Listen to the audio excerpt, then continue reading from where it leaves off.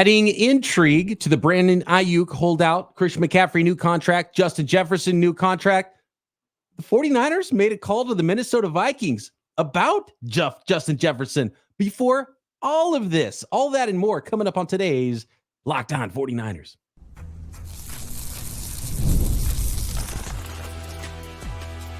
You are Locked On 49ers, your daily San Francisco 49ers podcast. Part of the Locked On Podcast Network, your team every day. Welcome to Locked On 49ers. Brian Peacock and Eric Crocker at BD Peacock at Crocky209. Thanks, everybody, for making us your first listen on the Locked On Podcast Network, your team every day. We love our everydayers, and we especially love it and appreciate it when you hit that subscribe button on YouTube or wherever you are listening to this podcast. Today's episode of Locked On 49ers is sponsored by Game Time. Download the Game Time app, create an account, and use code Locked On NFL for $20 off your first ticket purchase. Terms apply. All right, we got to start here. A very interesting one, kind of a mini bomb dropped by Adam Schefter. And look, nothing can happen now. Nothing was done. Nothing was going to be done.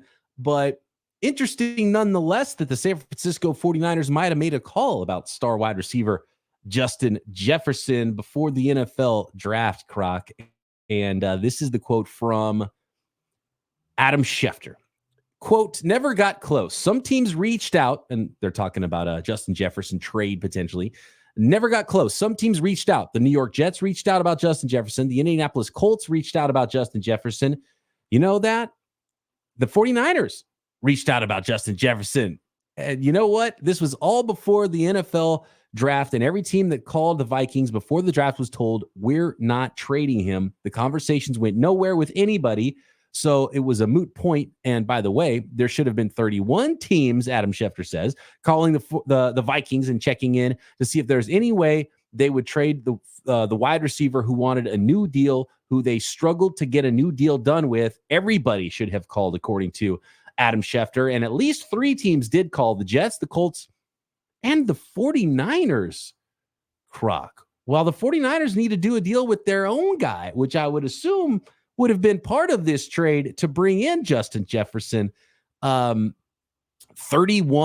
plus Brandon Aiyuk. Would that have been the offer? You know, you have to give up a lot. Even if, let's say Kwesi, who, by the way, comes from the 49ers, there are some ties there, and there's probably some open lines of communication. What if he says, you know what, for the right deal, we would trade Justin Jefferson because we're not close on a deal yet, and I don't know if we can pay him all this money. What would that offer have been from the 49ers if they said, yeah, we're willing to do this? And what do you think the 49ers were doing making that kind of a phone call, Croc? So first of all, I'm wrong a lot. But if they would have taken Eric Crocker's advice in the 2020 draft, they would have moved back from 13. So I did this a mock draft with my guys from Nothing But Niners. Shout out to Mike Andrews. And I think I was with Nick as well. But they're like, all right, Croc, the floor is yours, mock draft. I'm like, all right, 49ers have pick 13 at this time. Because the trade from 13 to 14 happened draft day. So they were at pick 13. And they had already traded DeForest Buckner. And I was like, all right, I'm going to trade back from 13 to 18 and draft Justin Jefferson. And a lot of people were watching, and a lot of people were very upset that I wanted to take a slot receiver in that high in the first round. So that was the first, when even going through this, if they would have drafted him. Now, aside from that, me kind of, pat myself on the back a little bit. The 49ers, if you are struggling to come to some kind of agreement at this moment with Brandon Aiyuk, why in the world are you looking into Justin Jefferson? So I can only come to 2 conclusions while thinking about this. One, you just flat out feel like he's just way better than Brandon Aiyuk, and Aiyuk isn't in the conversation for us to even entertain it. Like, if you think the world of Brandon Aiyuk and he's this good receiver and he had 1,350 yards and he's been productive, why would you go? And I'm not saying you shouldn't be interested in a Justin Jefferson, but without paying the guy and you're in contract negotiations with him now, you're more willing to get into contract negotiations with Justin Jefferson than your own guy. So that was kind of just looking at it from the outside looking in. I'm curious to know what their thoughts were on that. And then, and I saw somebody in the comments say, Crocker's obsessed with Aiyuk's usage. I am. But if you are planning on trading for a Justin Jefferson, that's just in your thoughts. Let's check in, even if you're just doing your due diligence. Were you also planning on changing a lot of your offensive philosophy? Because a big issue that I have, and I'm obsessed with, as they said in the comments, I don't think Brandon Aiyuk is used the way that other receivers are. Now, maybe this is 49ers and Kyle Shanahan telling us, well, if we were able to use him like the other guys, then we would. That's a whole different can of worms that we got to open up. But overall, you're not trading and making him. We've known for the last 2 years he's going to be the highest paid receiver ever when he signed his contract, talking about Justin Jefferson. So you knew if you were looking into it and potentially wanting to make this trade, you were going to have to make him the highest paid. And are you going to make somebody the highest paid that you don't plan on changing a lot of the way you structure your offense for? So those are just two questions that I have. One, how do you really view Brandon Aiyuk? And two, did you plan on changing a lot of your offense for this one player? It's hard to imagine the 49ers would suddenly give one receiver 150, 160 targets. We've talked about this before on the podcast, right? You know, is Justin Jefferson going to catch 122 passes for 1,800 yards in the 49ers offense? Seems unrealistic. But one thing Kyle Shanahan and John Lynch have proven is that they're going to be interested in the top players and the most difference-making players in the NFL, which I think if you're a fan of the 49ers, you have to love that about them. Christian McCaffrey's available. The 49ers are going to be in on it, and they're going to talk about it. Trent Williams is available. The 49ers are going to be in on it. They're going to talk about it. The best tight end in the NFL. The 49ers want that player on their team, and they went and got that guy in what year was that? 2017 in Kyle Juszczyk. So the 49ers are going to be interested in the best players at their positions in the NFL, and I think that's a phenomenal team to cover and a phenomenal team to be a fan of, that they are like that, and they're competitive like that. But it makes a lot more sense if you don't already have one expensive wide receiver and about to be another expensive wide receiver and already a guy in-house like Brandon Aiyuk, who's a really good player in your offense.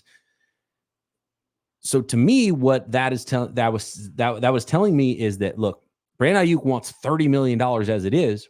Why not have the best wide receiver in the NFL and pay him a little bit more? $35 million is worth it to have the best wide receiver in the NFL. That, I think, might be part of it from the 49ers standpoint.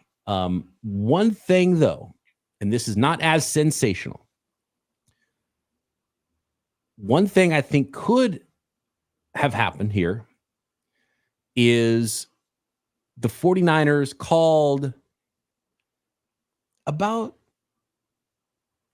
Justin Jefferson, or were they calling to find out what the market was at wide receiver so they would better know what they should offer their own guy? Because you can't call Justin Jefferson's agent, right?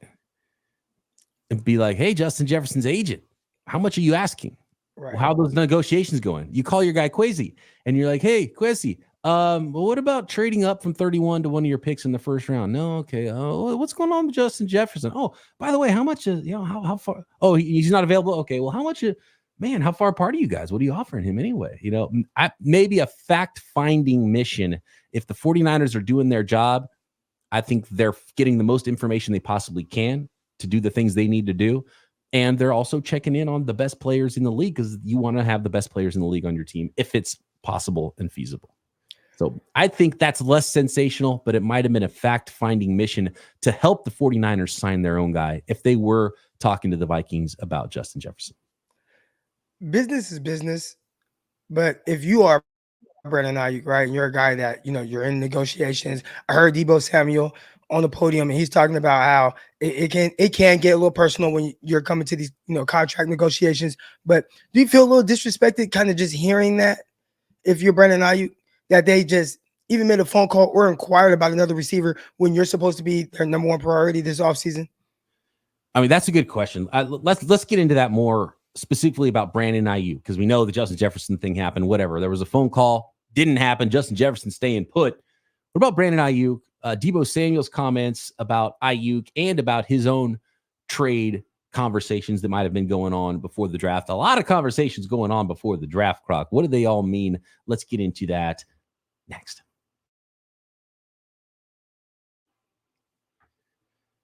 The next segment of Locked On 49ers is sponsored by BetterHelp Online Therapy. Sometimes we all need the opportunity to get something off our chest, big or small. Certain things can really start to get to you, and it's important to let that out, especially to someone who's unbiased in your life. And you can't let the small thing become a big thing. Get it while it's still a small thing. Talk it through, figure it out. And sometimes it's just really helpful in your life to have that weekly check-in with a therapist. Again, an unbiased person in your life. Make sure you're hitting the points you want to hit every week to make sure you get where you're trying to go in your life. And therapy can be different for everyone. And that's where BetterHelp comes in. If you're thinking of starting therapy, give BetterHelp a try. It's entirely online, designed to be flexible and suited to your schedule.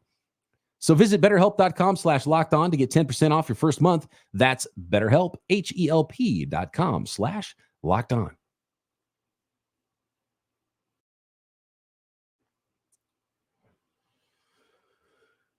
So Deebo Samuel has been involved in some weird stuff in his time with the 49ers. He's gone through his own contract negotiation. He requested a trade. The 49ers had trade talks about him. Ultimately, no deals happened there either.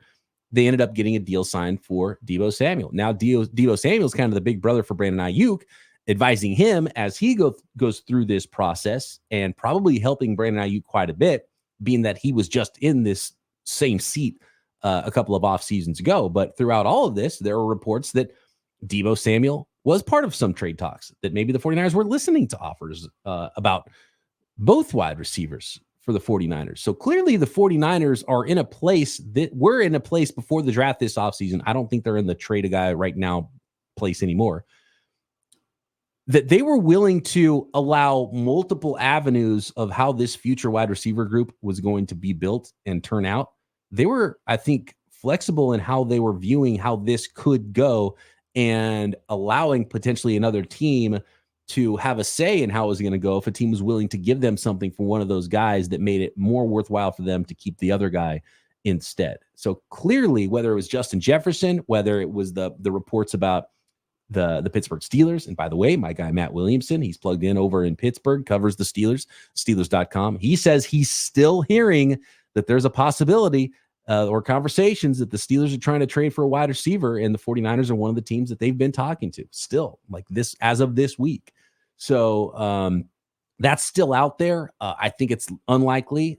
June 2nd has now passed, and there hasn't been any trades of Deebo Samuel because his contract situation is different now. Possible, but I think unlikely.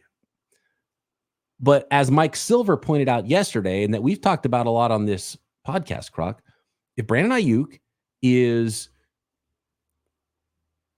unwilling to meet the 49ers at the number that they want that makes sense to the 49ers, could it finally be the time when they let a guy walk and let a guy go and he plays on his 5th-year option this year?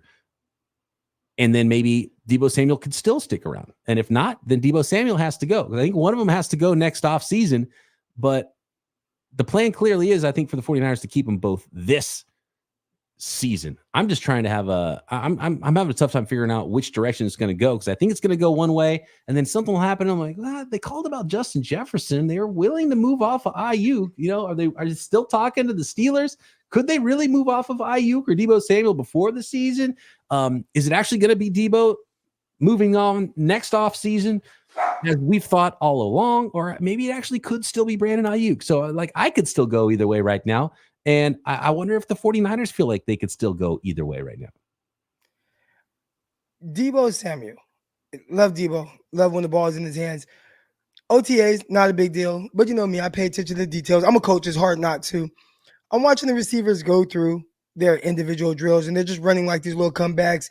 And I think Trent Taylor was actually the first guy up, runs his route, getting like a little 5-yard comeback or so, catches the ball, knifes upfield. Next guy go, catches the ball, knife upfield. Deebo Samuel, again, I don't want to pay too much attention to this, and I don't want people to think like, oh, Crocker's just picking on Deebo. But I'm a coach. It's hard to just not notice. he ran this route, took a ton of steps on a 5-step route, which is wild. Just to work back, caught the ball, didn't even waste his time knifing upfield, just tossed the ball back to the coach, and then went to get in line. I'm like, Deebo, I keep talking about you not making it important to be more than a wide back. And then you do that. So after he did that, the next person, I think it was Ricky Pearsall, pushes up, works back, catches the ball away from his body, knifes upfield. Everybody does it except for Deebo Samuel. So I wonder, look, if Eric Crocker, high school defensive back coach, but I pay attention to the details, if I notice Kyle Shanahan and those guys, they may not care. Maybe they just say, hey, he's just a wide back. So if he kind of half-asses some of the drills that we're doing in OTAs in the offseason, not a big deal. But I don't know. I feel like, could be looking too much into this, those things tell me more about you than anything else, and where your headspace is. And I don't know. If there's one guy that I feel like I would work to build around moving forward, it's not Deebo. Like, it's 100% Aiyuk. So you're talking about different ways that they could take it. Lock this guy up, because all I've seen out of Aiyuk, anytime he steps on the practice field, he's working to get better. I had a conversation with a young receiver we have. He's 6'4". He's a freshman, about to be a sophomore. I said, dude, you should be, and talking about my high school football team, I said, you should be in the conversation for potentially trying to start on varsity. But until you start to make everything important when you're on the field, working through your individual drills, making sure you're working your releases, going 100%, really going out there to try to improve and perfect your game every time you step on the field, you're not going to get there. And I think with Deebo Samuel, I see some of that. I don't have any issues with Brandon Aiyuk. Anytime I've seen him working OTAs, training camp, practices, always sees a guy who it's like he prepares in practice the way he's going to go play the game. And I want to continue to build around that guy, because he's a great example of what I want the rest of the guys to be and do moving forward.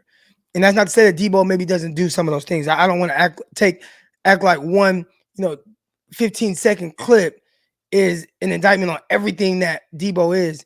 But to me, it just kind of shows a little bit more of what I've already known. So that confirmation bias is there. And it's like very clear, if I'm going to build around a receiver and make it a priority, it's going to be this guy, who all I've seen him just dominate every time I go to any practice or workout and watch how he works.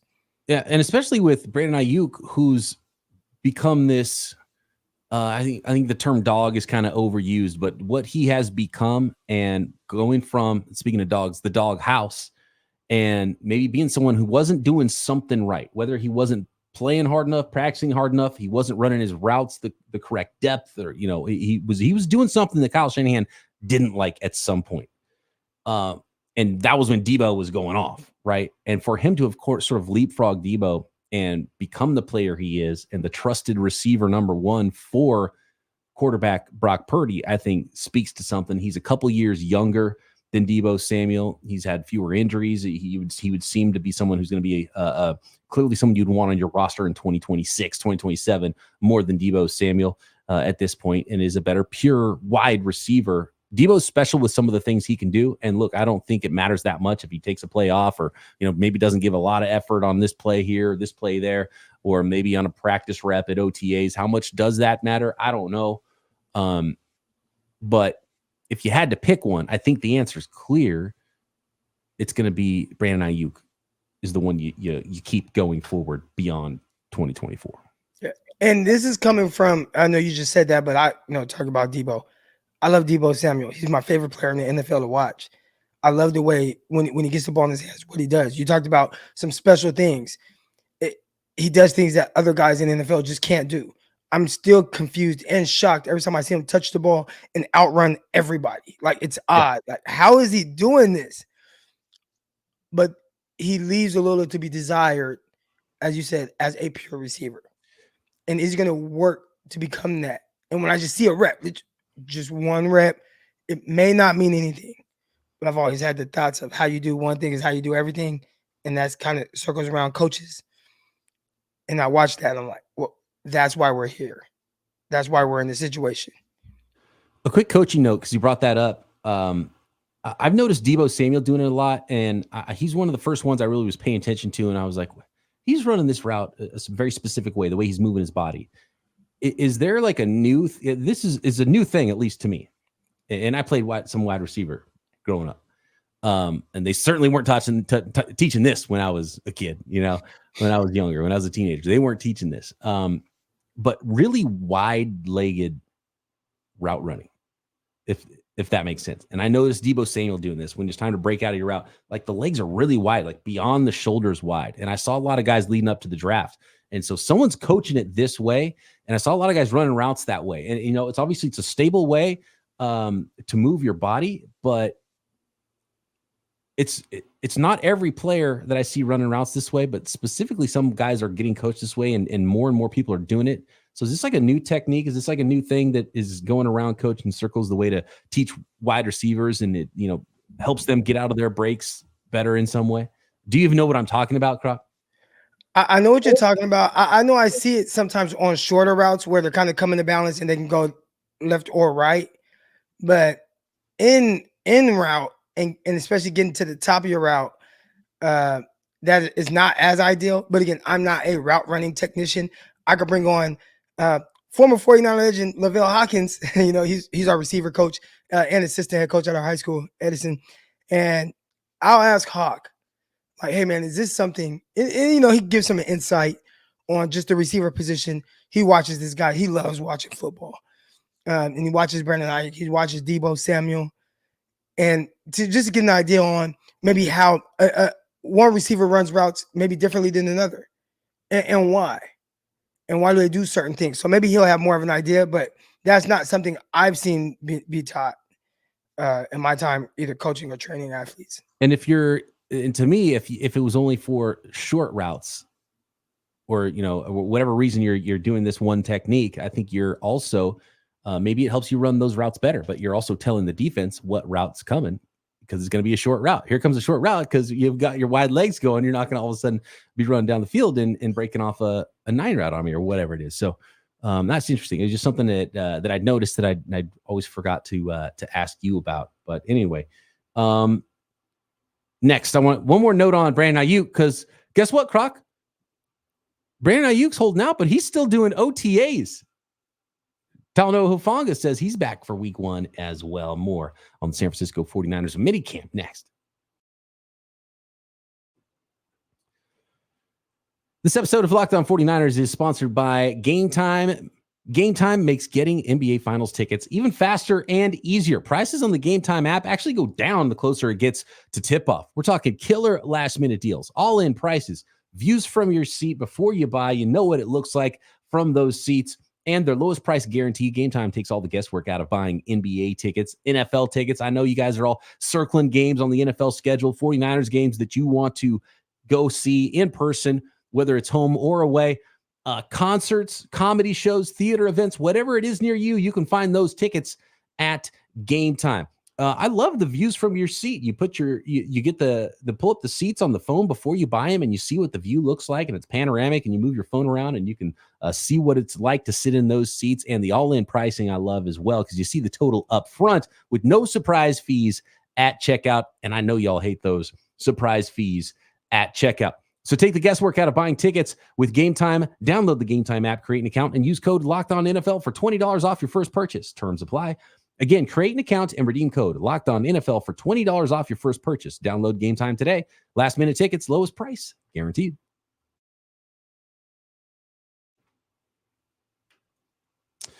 The latest, because when a player hasn't signed and is negotiating a contract and is holding out, you go through the social media watch for that player, and that's what we're doing right now, Croc. The latest from Brandon Aiyuk says OTA day 5. So Brandon Ayuk's doing OTAs. He's just not doing them with the team, Croc. And apparently he's doing his OTAs on a Little League baseball field, is what it looked like to me.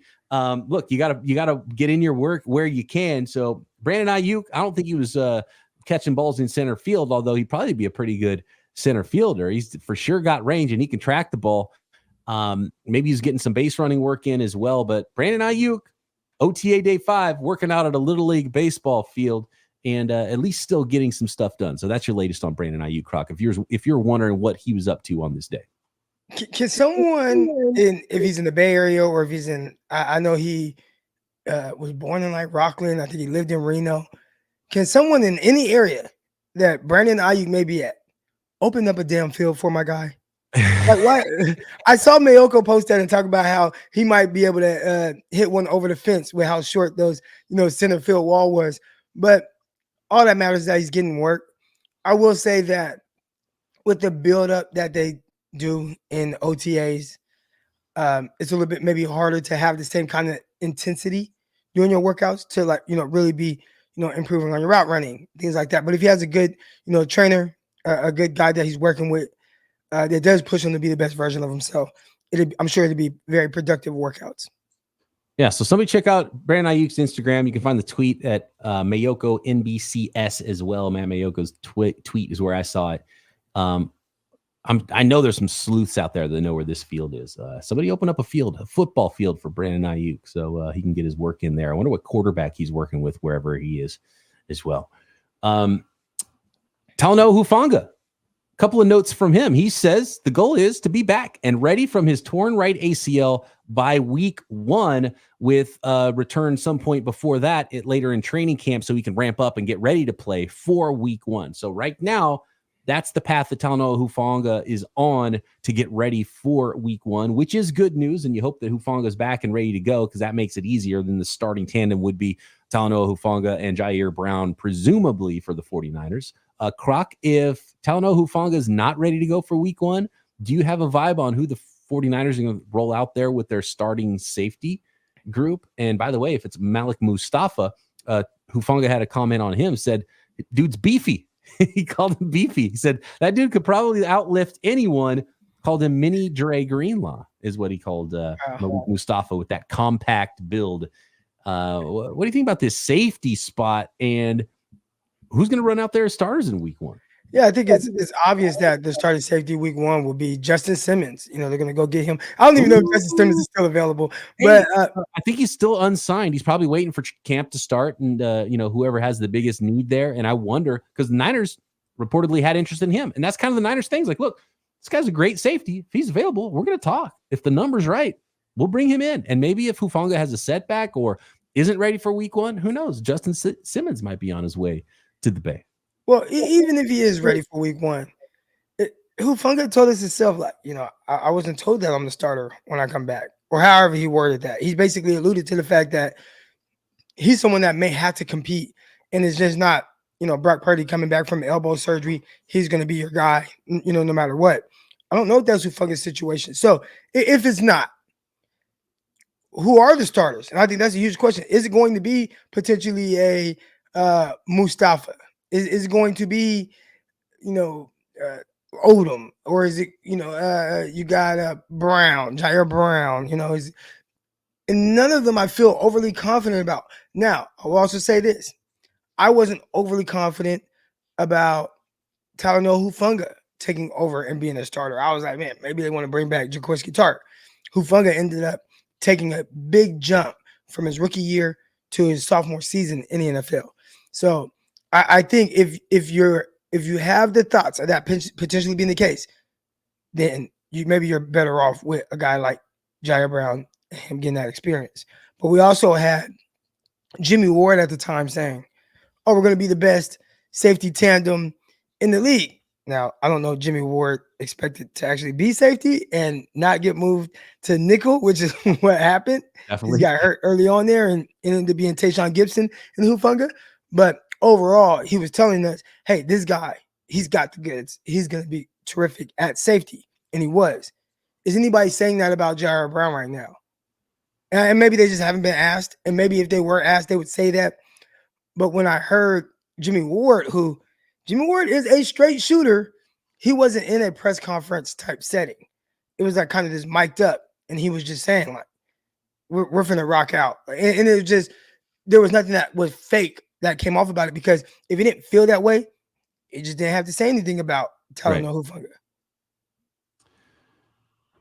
I think the hope is Hufanga's back and it's Jair Brown. I think the Malik Mustafa draft pick, much like the Aaron Banks pick was a few years ago, and much like I think probably the Pooney pick was this year to maybe replace the guy who replaced Laken Tomlinson at left guard, I think they're trying to get a year ahead of some of these things and realizing that when you're paying all these other guys and McCaffrey gets more money and Brandon Ayuk is going to get a new contract, then you got to pay Brock Purdy and you're already paying Bosa and Warner and Kittle, and you're paying all these guys. You can't pay safeties. You can't pay guards. So I think the plan for the 49ers is to try to build within, stay a year ahead on some of these contracts and, replace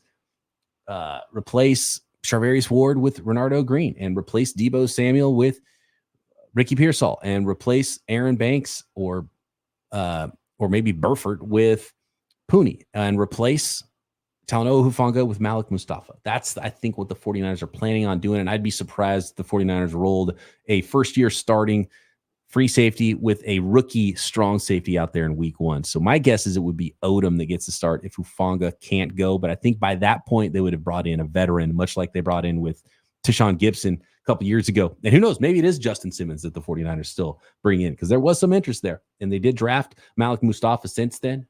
But if Hufanga's on a list, like a pup list or whatever it is, or IR, there'll be a spot open for another safety. And I think they'll add a guy by that point too. So maybe it's the person we don't know yet would be the starter if Hufanga can go. And I do like the way that they're going about it. It's kind of slow playing the safety position. If they are interested in Justin Simmons, you don't have to go get him right now. Let's see how these guys look in OTAs. And I know a lot of people think OTAs don't matter. The coaches pay attention to everything. And if they feel like maybe one of their safeties right now isn't quite grasping something that they want, and they're like, we don't feel as comfortable heading into training camp with this situation, and Hufanga may or may not be available week 1, let's go solidify that position. And look, Deebo Samuel's spot is solidified. If he's like kind of half-assing some reps, that's one thing. If Ricky Pearsall or one of the other rookies was doing that, one of the young safeties was doing that, they're not going to see the playing field. Deebo can get away with it. So that's the difference there with Deebo and somebody else whose spot isn't already locked up on the 49ers pecking order. All right. Thanks, everybody, for making us your first listen on the Locked On Podcast Network. Make sure you subscribe on YouTube and everywhere you listen to your podcast. Croc and I back tomorrow right here. Locked On 49ers.